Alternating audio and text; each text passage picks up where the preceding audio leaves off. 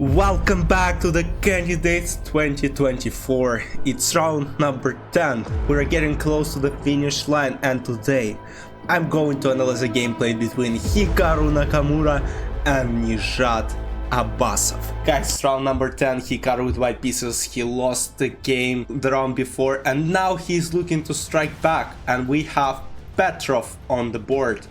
So this game was a roller coaster for the players, and you will see later on what happened. For those of you who didn't see the results and just want to, enjoy the analysis, please stay till the end. Because again, there were a lot of interesting moments in this game. We got, quite interesting opening. Nijat tries to advance on queen side, while Hikaru is trying to play in the center. He plays knight d5, threatening this knight, and if takes with knight, simply takes, and this pin is so powerful. So Nijat plays rook a6, protecting this knight, and now Hikaru plays knight e2, and this pin h48 is actually so annoying that computers suggest g5 as the first line. Instead, Nijat prefers to go this way to get rid of this pin, and this way also this knight won't be able to move, let's say, to c6, because there is queen h2, queen h1 threats. So Hikaru plays this, and let's say if queen d6 happens, there is simple rook e3 or rook a d1 just play in the center, and white are completely fine. So what happened was knight e7, and now Nijat defends this knight from a6 with his rook. Some players could have taken it, thinking that alright, we damage the structure, but unfortunately this rook will take. So b3 is played now, and at some point Hikaru will try to play a4 and break the whole pawn structure for black on queen side. a4 is played by Nijat himself, and takes, and now, Hikaru traded this, and it looks like he's still completely fine, and according to the computer he's better. But at some point in the endgame, this pawn might become a real weakness. So, though Hikaru's position seems like alright, he still needs to be very careful. Knight g4 takes, and now queen a8. Computer suggests queen d6, but again there is bishop g3, queen d8, rook e6, bishop e6, knight e3. Now the position is kinda complicated. Nijat preferred a different approach. He played queen e8 to kinda maybe keep some pressure on e-file, bishop g3, bishop a5, and now this is what I was talking about. This pawn might be in danger. Rook e6, bishop e6, and now rook b7. Hikaru enters the 7th rank, and though he hasn't any direct threats, it's kinda unpleasant for black, to protect this from this rook. And now Hikaru played bishop f4. What he should have done is to play g5, because let's say h takes g5 and queen h5 is played, and you can't protect from it. f5 is the only move, because g6, bishop g6, f takes g6, queen h7, checkmate. So f5 is the only move according to computer, and bam, king g7, bam, rook f6, and there is queen a8, and white wins the game. Of course, after g5, black doesn't need necessarily to have on g5, they can play move like queen c6, but already it becomes very unpleasant. We're threatening this, and if this happens, now it's a bit more better for black, but again, a very unpleasant position. This bishop goes to e5, knight will jump at some point, and it's just very hard to play with this king, a lot of weaknesses.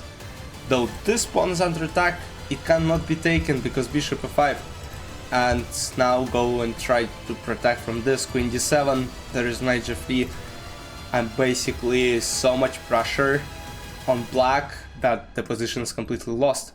So knight c8, bishop f4, Hikaru is still trying to go for g5, but queen c6, great move, rook b8, knight e7, rook b1, queen d7, and now there is not a lot of, now Nijat is attacking this pawn.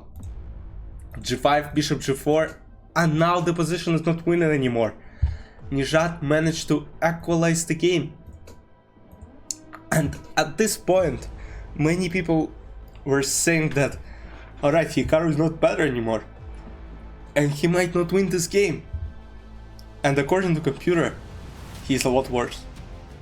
On this level, minus 0.7 is actually a huge advantage. Hikaru plays queen d2, rook e2. Black rook now enters e2 and is ready, you know, to attack, create threats. Pawn on c3, as I was talking earlier, is in kind of danger. Rook b8, king h7, queen c1. And now the point is, after bishop c3, bishop g6, and white wins the game. So he basically protected this pawn. But there is queen e7 and there was bishop c7 move, which makes a lot of sense, because if you trade this, the knight goes to f4, Hikaru could have been in so much trouble. But you know, queen e7 was played, and now Hikaru was better again after bishop e5. Again, because bishop c3 cannot be taken because of bishop g6. Nijat plays queen e6, and now knight g3, and now at some point, you know, we're attacking this rook. Rook has to go to e5, it has to sacrifice itself. Rook e5, and now d takes e5, queen e5, and now this pawn is again in so much trouble. Rook b5, attacking bishop, and again, if this happens, this is what happened in the game. Queen f3, and now we're going to the endgame, because we're attacking this, and black have to take, takes, and now this pawn is in trouble.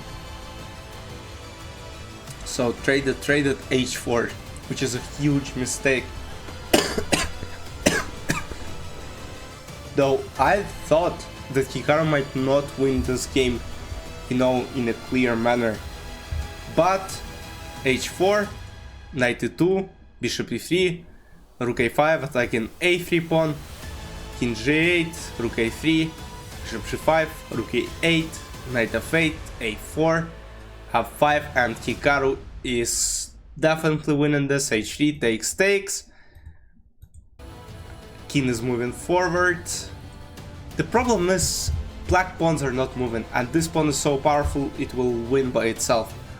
f3 was played, king f1, bishop f5, knight f5, bishop g5, a5, and Nijat Abasov admitted his loss, and Hikaru strikes back after losing to Vidit Santosh Gujarati, and Hikaru is moving at 5.5 out of 10, while Nijat has 3 out of 10 and hasn't won a single game yet.